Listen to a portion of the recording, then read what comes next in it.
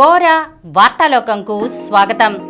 ఈనాటి ముఖ్యాంశాలు: ఐబీ అడుగులు, విద్యాశాఖపై సమీక్షలో ముఖ్యమంత్రి వైఎస్ జగన్ దిశానిర్దేశం, అందరి భాగస్వామ్యంతో ఎయిడ్స్ రహిత సమాజం, ఎన్టీఆర్ జిల్లా కలెక్టర్ ఎస్ దిల్లీరావు, 100 కోట్ల రూపాయలతో ఆడుదాం ఆంధ్ర, హెచ్ఐవి రహిత సమాజమే లక్ష్యం, విజయవాడ తుమ్మలపల్లి కళాక్షేత్రంలో ఎయిడ్స్ డే, పెద్ద దేశాల వల్లే పెరుగుతున్న భూతాపం, గాజాలో మళ్లీ దాడుల మోత, మానవాళి స్వార్థంతో ప్రపంచానికి పెను చీకట్లే, కోస్తాంధ్రపై మిచాంగ్ తుఫాను పడగ, రాష్ట్ర ప్రజలకు భారీ ఊరటనిచ్చిన విద్యుత్ పంపిణీ సంస్థలు, 4వ టీ20లో 20 పరుగులతో భారత్ గెలుపు, నెలల తరబడి దగ్గు తగ్గకుండా వేధిస్తుంటే ఏం చేయాలి? ఈరోజు వార్తలను చూద్దాం. ఐబీ అడుగులు, విద్యాశాఖపై సమీక్షలో ముఖ్యమంత్రి వైఎస్ జగన్ దిశానిర్దేశం.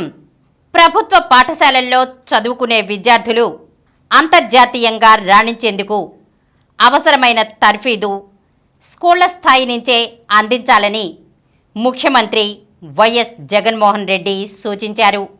అందుకు అనుగుణంగా అన్ని చర్యలు చేపట్టాలని, ముఖ్యంగా విద్యార్థులకు ఫ్యూచర్ స్కిల్స్ నేర్పించాలని ఆదేశించారు. ఈ క్రమంలో రాష్ట్రంలో ఇంటర్నేషనల్ బాకలారియట్ సిలబస్ అమలుకు సన్నద్ధం కావాలని రాష్ట్ర విద్యా పరిశోధన శిక్షణ మండలి ఆధ్వర్యంలో దీన్ని నిర్వహించాలని దిశానిర్దేశం చేశారు. ఐబీ సిలబస్ అమలుపై ఇప్పటికే వర్కింగ్ గ్రూప్ సమావేశాలకు హాజరైనట్లు అధికారులు వివరించారు. ఫేజ్ 1 పాఠ్య ప్రణాళిక, అసెస్మెంట్, టీచర్ ట్రైనింగ్, ఇక్కడి అవసరాలను దృష్టిలో పెట్టుకుని బోధనా ప్రణాళిక తదితర అంశాలపై అధ్యయనం చేస్తున్నట్లు చెప్పారు. ఐబీ బోధనా పద్ధతులపై వచ్చే విద్యా సంవత్సరంలో టీచర్లకు శిక్షణ అందించనున్నట్లు తెలిపారు. 2025-26 విద్యా సంవత్సరం నుంచి ఐబీ సిలబస్ను ప్రభుత్వ పాఠశాలలో 1వ తరగతి నుంచి ప్రవేశపెట్టి ఆ తర్వాత ఏడాది 2వ తరగతికి, ఆపై దశల వారీగా మిగతా తరగతులకు విస్తరించాలని సూచించారు. అందుకు అనుగుణంగా ఉపాధ్యాయులకు శిక్షణ ఇవ్వాలని నిర్దేశించారు. ఈ మేరకు విద్యాశాఖపై శుక్రవారం క్యాంప్ కార్యాలయంలో నిర్వహించిన సమీక్షలో సీఎం జగన్ పలు కీలక సూచనలు చేశారు. పాఠ్య ప్రణాళికలో ఆర్థిక పాఠాలను అంతర్భాగం చేయాలన్నారు. డిసెంబర్ 3వ వారం నాటికి రాష్ట్ర వ్యాప్తంగా అన్ని హైస్కూళ్లలో ఇంటరాక్టివ్ ఫ్లాట్ ప్యానెళ్ల ఏర్పాట్లు పూర్తి చేయాలి. దీంతో పాటు ప్రతి పాఠశాలకు ఇంటర్నెట్ సదుపాయం ఖచ్చితంగా ఉండేలా చర్యలు తీసుకోవాలి. చదువులో వెనుకబడిన విద్యార్థులపై ప్రత్యేకంగా దృష్టి పెట్టి రాణించేలా చర్యలు చేపట్టాలి అని సీఎం ఆదేశించారు. అందరి భాగస్వామ్యంతో ఎయిడ్స్ రహిత సమాజం, ఎన్టీఆర్ జిల్లా కలెక్టర్ ఎస్ దిల్లీరావు. ఎయిడ్స్ రహిత సమాజ నిర్మాణంలో ప్రతి ఒక్కరూ భాగస్వాములు కావాల్సిన అవసరం ఉందని ఎన్టీఆర్ జిల్లా కలెక్టర్ ఎస్ దిల్లీరావు అన్నారు. ఎయిడ్స్ డే సందర్భంగా శుక్రవారం బెన్ సర్కిల్ సమీపంలోని వాసవ్య మహిళా మండలిలో ఆయన అనాథ బాలలతో కలిసి అల్పాహారం చేశారు. ఈ సందర్భంగా ఆయన మాట్లాడుతూ ఎయిడ్స్ బాధితులకు అవసరమైన పౌష్టికాహారం, చికిత్స అందించడంతో పాటు మనోధైర్యాన్ని నింపాలని సూచించారు. కండోమ్స్ వాడకంపై చైతన్యం తీసుకురావడమే కాకుండా షాపింగ్ మాల్స్, రైల్వే స్టేషన్లు, బస్టాండ్లు, రద్దీ ప్రాంతాల్లో అవి అందుబాటులో ఉండేలా చర్యలు తీసుకోవాల్సిన అవసరం ఉందన్నారు. తల్లిదండ్రుల తప్పిదాల వల్ల అభం శుభం తెలియని చిన్నారులు వ్యాధి బారిన పడుతున్నారని ఆవేదన వ్యక్తం చేశారు. ఎయిడ్స్ బారిన పడిన వారి పిల్లలను వాసవ్య మహిళా మండలి అక్కున చేర్చుకోవడం అభినందనీయమని అన్నారు. ఎయిడ్స్ వ్యాధిగ్రస్తులను ఆదుకునేందుకు ముందుగా వచ్చే స్వచ్ఛంద సంస్థలకు ప్రభుత్వ పరంగా సహకారం అందిస్తామన్నారు. Indian red cross society NTR జిల్లా చైర్మన్ జి సమరం, వాసవ్య మహిళా మండలి అధ్యక్షురాలు బొల్లిన కీర్తి, కార్యదర్శి రష్మి, మెడికల్ డైరెక్టర్ పి దీక్ష తదితరులు ఈ కార్యక్రమంలో పాల్గొన్నారు. 100 కోట్ల రూపాయలతో ఆడుదాం ఆంధ్ర. ఏపీలోని యువత క్రీడా ప్రతిభను చాటేలా ఆడుదాం ఆంధ్ర నిర్వహిస్తున్నట్లు పర్యాటక, సాంస్కృతిక, యువజన సర్వీసుల శాఖ మంత్రి ఆర్కే రోజా చెప్పారు. శుక్రవారం విజయవాడలో మీడియాతో మాట్లాడుతూ 100 కోట్ల రూపాయలతో డిసెంబర్ 15 నుంచి 51 రోజుల పాటు ఆడుదాం ఆంధ్ర క్రీడా సంబరాలకు ఏర్పాట్లు చేసినట్లు చెప్పారు. 15 ఏళ్లకు పైబడిన మహిళలు, పురుషులు cricket, volleyball, kabaddi, kho-kho, badminton డబుల్స్తో పాటు సాంప్రదాయ యోగా, మ్యారథాన్, టెన్నికాయిడ్ పోటీలకు రిజిస్ట్రేషన్ చేసుకోవాలని కోరారు. నియోజకవర్గం, జిల్లా, రాష్ట్ర స్థాయిలో విజేతలకు 12.21 కోట్ల రూపాయల నగదు బహుమతులు ఇవ్వనున్నట్లు ప్రకటించారు. GSWS మండల పరిధిలో బేసిక్ స్పోర్ట్స్ కిట్స్, నియోజకవర్గం స్థాయి నుంచి ప్రొఫెషనల్ స్పోర్ట్స్ కిట్స్ను అందిస్తామన్నారు. ఆడుదాం ఆంధ్ర పోర్టల్లో 72 గంటల్లోనే 5 లక్షల మంది క్రీడాకారులు రిజిస్ట్రేషన్ చేసుకున్నారన్నారు. కనిష్టంగా 34 లక్షలు, గరిష్టంగా 84 లక్షల నుంచి 1 కోటి మంది క్రీడాకారుల రిజిస్ట్రేషన్ చేసుకునేలా ప్రోత్సహిస్తున్నట్లు చెప్పారు. HIV రహిత సమాజమే లక్ష్యం. విజయవాడ తుమ్మలపల్లి కళాక్షేత్రంలో ఎయిడ్స్ డే. 2030 నాటికి HIV రహిత రాష్ట్రమే మన లక్ష్యం కావాలని పలువురు వక్తలు అన్నారు. ప్రపంచ ఎయిడ్స్ దినోత్సవాన్ని పురస్కరించుకుని తుమ్మలపల్లి కళాక్షేత్రంలో శుక్రవారం రాష్ట్ర స్థాయిలో లెట్ కమ్యూనిటీస్ లీడ్ అవగాహన కార్యక్రమాన్ని నిర్వహించారు. ఆంధ్రప్రదేశ్ రాష్ట్ర ఎయిడ్ నియంత్రణ సంస్థ ఆధ్వర్యంలో నిర్వహించిన కార్యక్రమానికి ముఖ్య అతిథులుగా రాష్ట్ర ప్లానింగ్ బోర్డు ఉపాధ్యక్షులు, సెంట్రల్ ఎమ్మెల్యే మల్లాది విష్ణు, రాష్ట్ర ఎయిడ్స్ నియంత్రణ సంస్థ project director Rajendra Kumar, doctor సమరంతో పాటు పలువురు అధికారులు పాల్గొన్నారు. ఎమ్మెల్యే మల్లాది విష్ణు మాట్లాడుతూ ఎయిడ్స్ ఉన్నవారిని సమాజంలో కలుపుకోవాలని, వారికి అవసరమైన మందులు అన్ని సెంటర్లలో అందుబాటులో ఉన్నాయన్నారు. ప్రాజెక్ట్ డైరెక్టర్ రాజేంద్ర కుమార్ మాట్లాడుతూ HIV రోగుల సంఖ్యలో మన రాష్ట్రంలో 13% మాత్రమే ఉన్నారన్నారు. ఇకపై రాష్ట్రంలో కొత్త HIV కేసులు రాకుండా చూడాల్సిన బాధ్యత ప్రతి ఒక్కరిపై ఉందన్నారు. ART మందులు తీసుకుంటూ HIV రోగులు సాధారణ జీవితం గడపవచ్చన్నారు. గర్భిణులలో HIV, సిఫిలిస్ లేకుండా చూస్తున్నామన్నారు. డాక్టర్ సమరం మాట్లాడుతూ 1990 నుంచి HIV రోగులకు తన వంతుగా అవగాహన కల్పించడంతో పాటు మానసికంగా స్థైర్యాన్ని నింపి సాధారణ జీవనం సాగేలా సహకారం అందిస్తున్నామన్నారు. ఎయిడ్స్ నివారణకు మన ప్రభుత్వాలు తీసుకుంటున్న చర్యలు సత్ఫలితాలు ఇవ్వడంతో మన జనాభాలో ఎయిడ్స్ కేవలం 0.2% మాత్రమే ఉందని అన్నారు. 2030 నాటికి HIV రోగాన్ని మన సమాజం నుంచి పూర్తిగా నిర్మూలించగలమని ఆశాభావం వ్యక్తం చేశారు.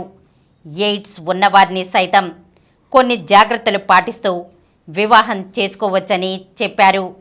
కార్యక్రమంలో భాగంగా విజయవాడ నగర వీధుల్లో విద్యార్థులతో భారీ ర్యాలీ నిర్వహించారు. పెద్ద దేశాల వల్లే పెరుగుతున్న భూతాపం, గ్లోబల్ వార్మింగ్ కొన్ని దశాబ్దాలుగా ప్రపంచాన్ని వణికిస్తున్న సమస్య. దీని దెబ్బకు భూగోళపు సగటు ఉష్ణోగ్రతలు అనూహ్యంగా పెరిగిపోతున్నాయి.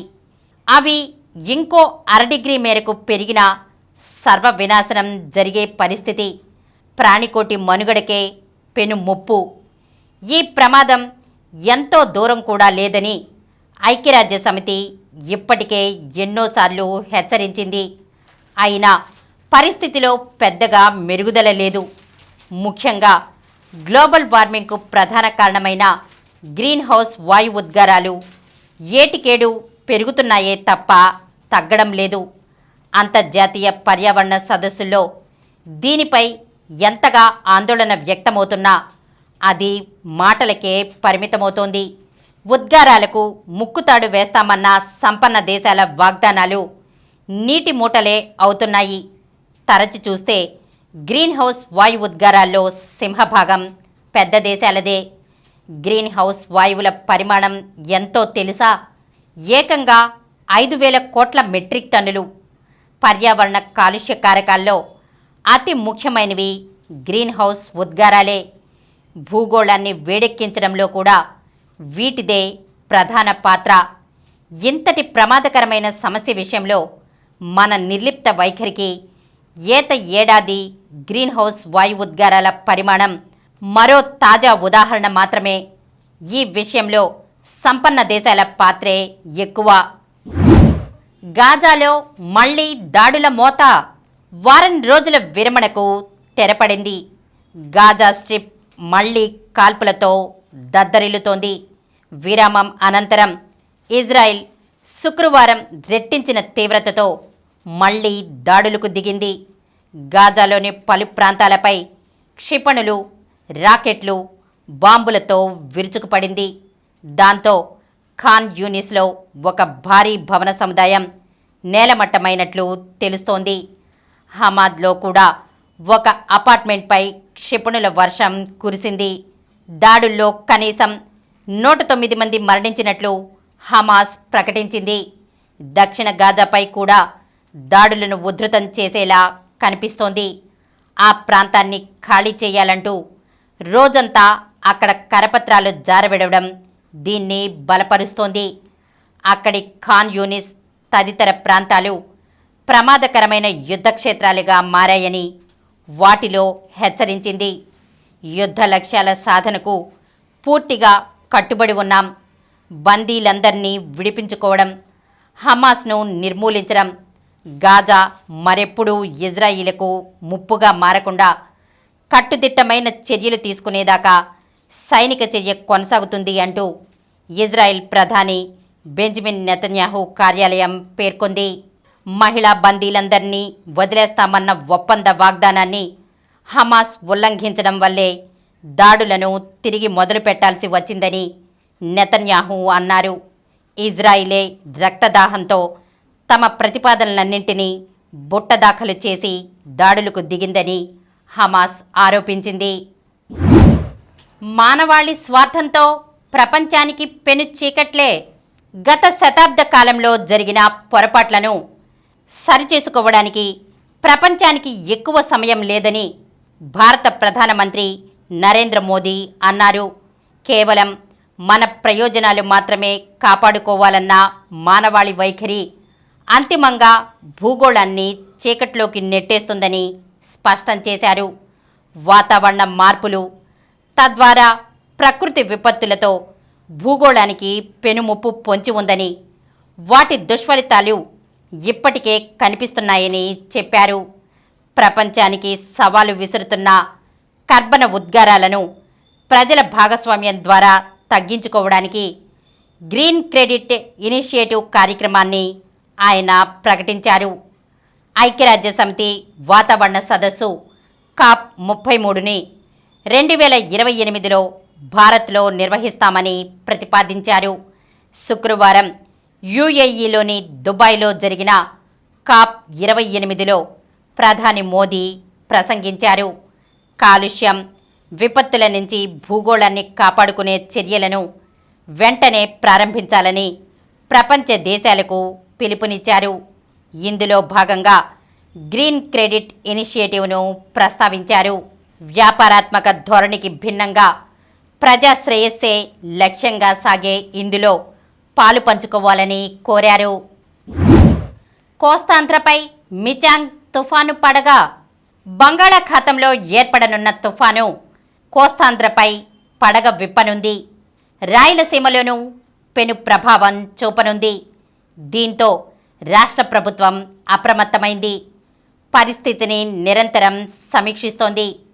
తుఫాను ప్రభావిత జిల్లాల అధికారులు అప్రమత్తంగా ఉండాలని, ఆస్తి ప్రాణనష్టం జరగకుండా చర్యలు తీసుకోవాలని కలెక్టర్లను ఆదేశించింది. రాష్ట్ర జిల్లా స్థాయిలో కంట్రోల్ రూమ్లు ఏర్పాటు చేసింది. తాడేపల్లిలో రాష్ట్ర కంట్రోల్ రూమ్ ఏర్పాటు చేసి ఫోన్ నంబర్లను ప్రజలకు అందుబాటులోకి తెచ్చింది. విపత్కర పరిస్థితుల్లో ప్రజలను రక్షించుకునేందుకు ఎన్డీఆర్ఎఫ్, ఎస్డీఆర్ఎఫ్ బృందాలను సిద్ధం చేసింది. నైరుతి బంగాళాఖాతంలో కొనసాగుతున్న వాయుగుండం శుక్రవారం రాత్రికి నెల్లూరుకు ఆగ్నేయంగా 790, బాపట్లకు దక్షిణ ఆగ్నేయంగా 860, మచిలీపట్నానికి దక్షిణ ఆగ్నేయంగా 850 కిలోమీటర్ల దూరంలో కేంద్రీకృతమై ఉంది. ఇది పశ్చిమ వాయువ్య దిశగా పయనిస్తూ ఈరోజు తీవ్ర వాయుగుండంగా మారనుంది. అనంతరం పశ్చిమ వాయువ్య దిశగా కదులుతూ ఆదివారం నాటికి తుఫానుగా బలపడుతుంది. ఆపై వాయువ్య దిశగా పయనిస్తూ ఈ నెల 4వ తేదీకి దక్షిణ కోస్తాంధ్ర తీరానికి చేరుకుంటుంది. అనంతరం ఉత్తర దిశగా కదులుతూ 5వ తేదీ ఉదయం నెల్లూరు, మచిలీపట్నం మధ్య తీరాన్ని దాటే అవకాశం ఉందని భారత వాతావరణ శాఖ వెల్లడించింది. రాష్ట్ర ప్రజలకు భారీ ఊరటనిచ్చిన విద్యుత్ పంపిణీ సంస్థలు. రాష్ట్ర ప్రజలకు విద్యుత్ పంపిణీ సంస్థలు భారీ ఊరటనిచ్చాయి. వచ్చే ఏడాది ఏ వర్గం వినియోగదారులపైన విద్యుత్ ఛార్జీలు పెంచబోమని ప్రకటించాయి.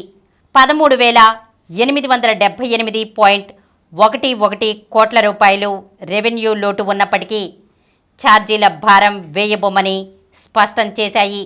ఈ మేరకు రాష్ట్రంలోనే విద్యుత్ ప్రసార పంపిణీ సంస్థలు 2024-25 ఆర్థిక సంవత్సరానికి వార్షిక ఆదాయ అవసరాల నివేదిక, 2024-2029 నియంత్రణ కాలానికి సంబంధించి నెట్వర్క్ ఆదాయ అవసరాల నివేదికలను ఆంధ్రప్రదేశ్ విద్యుత్ నియంత్రణ మండలికి సమర్పించాయి. ఈ నివేదికలోని ముఖ్యాంశాలను ఇంధన శాఖ శుక్రవారం వెల్లడించింది. రాష్ట్ర ప్రభుత్వ లక్ష్యానికి అనుగుణంగా తక్కువ ధరలకు నిరంతరాయంగా నాణ్యమైన విద్యుత్ను ప్రజలకు సరఫరా చేసేందుకు ఆంధ్రప్రదేశ్ తూర్పు, మధ్య, దక్షిణ ప్రాంత విద్యుత్ పంపిణీ సంస్థలు కట్టుబడి ఉన్నాయని తెలిపింది. దానికి తగ్గట్టుగానే ఏఆర్ఆర్లలో ఎలాంటి విద్యుత్ ఛార్జీల పెంపుదలను ప్రతిపాదించలేదని వివరించింది. 4వ టీ20లో 20 పరుగులతో భారత్ గెలుపు. సిరీస్లోని గత మ్యాచ్లతో పోలిస్తే ఈ పోరు భిన్నంగా సాగింది. భారత జట్టు నుంచి చెప్పుకోదగ్గ భారీ షాట్లు లేవు. ఒక్క బ్యాటరు అర్ధ సెంచరీ చేయలేదు. 200 పరుగులు అవలీలగా చేసిన ఈ సిరీస్లో కనీసం ఇక్కడ 180 పరుగులైనా చేయలేకపోయింది. అయినా సరే భారతే మ్యాచ్ గెలిచింది. ఆఖరి పోరుకు ముందే సిరీస్ను 3-1తో సాధించింది. బ్యాటర్ల అరకొర మెరుపులతో పాటు అక్షర్ పటేల్ అద్భుతమైన స్పెల్ ఆసీస్ను ఓడించింది. పొట్టి ఫార్మాట్లో టీమిండియా కంగారూపై సిరీస్ను కైవసం చేసుకుంది. 4వ టీ20లో సూర్యకుమార్ సేన 20 పరుగుల తేడాతో ఆస్ట్రేలియాపై నెగ్గింది. టాస్ ఓడి ముందుగా బ్యాటింగ్కు దిగిన భారత్ 20 ఓవర్లలో 9 వికెట్ల నష్టానికి 174 పరుగులు చేసింది. అనంతరం ఆసీస్ 20 ఓవర్లలో 7 వికెట్ల నష్టానికి 154 పరుగులే చేయగలిగింది. 4వ టీ20లో భారత్ 4 మార్పులతో బరిలోకి దిగింది. నెలల తరబడి దగ్గు తగ్గకుండా వేధిస్తుంటే ఏం చేయాలి? జలుబుతోనో జ్వరంతోనో దగ్గు వస్తే ఓ వారానికో 10 రోజులకో తగ్గుతుంది. అలా కాకుండా కొన్ని వారాలు, నెలల తరబడి ఉంటుంటే అది దీర్ఘకాలిక వ్యాధిగా మారిందని గుర్తించాలి. దాన్ని తగ్గించుకునేందుకు ఎన్ని మందులు వాడినా కొన్ని సందర్భాల్లో ఎలాంటి ఫలితం కనిపించదు. అలాంటప్పుడు B12 పరీక్ష చేయించుకుంటే మేలు అంటున్నారు వైద్య నిపుణులు. దగ్గు తగ్గకపోవడానికి B12 లోపం కూడా ఒక కారణమే అని కొన్ని అధ్యయనాలు చెబుతున్నాయి.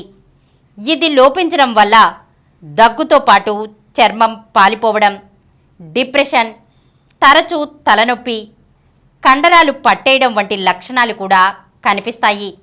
కాబట్టి ఈ B12 విటమిన్ లోపించింది అనుకుంటే అది ఎక్కువగా ఉండే చేపలు, చికెన్, గుడ్లు, పాల ఉత్పత్తుల్ని ఆహారంలో భాగంగా తీసుకోవడంతో పాటు సప్లిమెంట్లు వాడితే ఫలితం ఉంటుంది. ఇప్పుడు కొన్ని సంక్షిప్త వార్తలను చూద్దాం. స్కూల్ మేనేజ్మెంట్ కమిటీల కాలపరిమితి పొడిగింపు. ప్రభుత్వ పాఠశాలల నిర్వహణలో అంతర్భాగంగా ఉన్న తల్లిదండ్రుల కమిటీ పదవీ కాలాన్ని వచ్చే విద్యా సంవత్సరం ప్రారంభం వరకు పొడిగించారు. నేటి నుంచి విశాఖలో లెజెండ్స్ క్రికెట్. వైఎస్ఆర్ స్టేడియంలో ముగిసే లీగ్ దశ చివరి ఫేజ్లో తొలి 4 స్థానాల్లో నిలిచే జట్టు LLC నాకౌట్కు చేరుకుంటాయని ఏసీపీ అపెక్స్ కౌన్సిల్ కార్యదర్శి SR గోపినాథరెడ్డి తెలిపారు. లెజెండ్స్ లీగ్ క్రికెట్లో చివరి దశ పోటీల్లో భాగంగా ఈరోజు తలపడనున్న జట్ల ఆటగాళ్లు శుక్రవారం విశాఖ చేరుకున్నారని చెప్పారు. దేశవాళీ వన్డే టోర్నీ విజయ్ హజారే ట్రోఫీలో హైదరాబాద్కు హ్యాట్రిక్ పరాజయం. గ్రూప్ బిలో భాగంగా శుక్రవారం జరిగిన మ్యాచ్లో మహారాష్ట్ర 3 వికెట్ల తేడాతో హైదరాబాద్ను ఓడించింది. టోర్నీలో తొలి 2 మ్యాచ్లు నెగ్గిన హైదరాబాద్ ఆపై వరుసగా 3 మ్యాచ్లలో పరాజయం పాలైంది. హర్మన్ ప్రీత్ కౌర్ సారథ్యంలో ఇంగ్లాండ్ ఆస్ట్రేలియాతో సిరీస్లకు భారత మహిళల జట్లు. ఇంగ్లాండ్తో 3 T20 మ్యాచ్ల సిరీస్లో తలపడే భారత జట్టు ఆ తర్వాత ఇంగ్లాండ్ ఆస్ట్రేలియాలతో ఒక్కో టెస్ట్ మ్యాచ్ ఆడుతుంది. ఈ నెల 6న భారత్ ఇంగ్లాండ్ మధ్య తొలి T20 జరుగుతుంది. భారత మహిళల ఓటమి. హాకీ మహిళల జూనియర్ ప్రపంచ కప్లో తొలి మ్యాచ్లో ఘన విజయం సాధించిన భారత్కు తర్వాతి మ్యాచ్లో ఓటమి ఎదురైంది.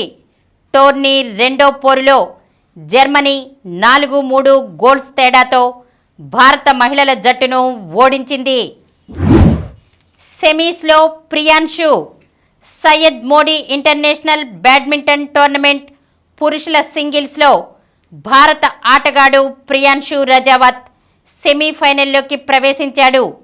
శుక్రవారం జరిగిన క్వార్టర్స్ మ్యాచ్లో ప్రియాన్షు 21-15, 21-16 స్కోరుతో అల్వీ ఫర్హాన్పై విజయం సాధించాడు.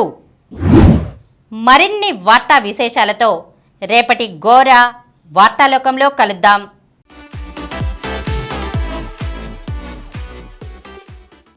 ప్రతిరోజు వార్తా విశేషాల కోసం అనతి కాలంలోనే 20 కోట్ల వ్యూస్కు చేరువలో ఉన్న డాక్టర్ సమరం మల్టీ ఛానల్ నెట్వర్క్ సమర్పించు గోరా వార్తాలోకంకు సబ్స్క్రైబ్ చేయండి, లైక్ చేయండి, మీ ఫ్రెండ్స్కి షేర్ చేయండి. అలాగే ప్రక్కనున్న గంట సింబల్ని ప్రెస్ చేయడం మర్చిపోకండి. Please download Samaram multi-channel app and watch your favorite channels from your mobile. App available on Google Play Store and subscribe to the channels.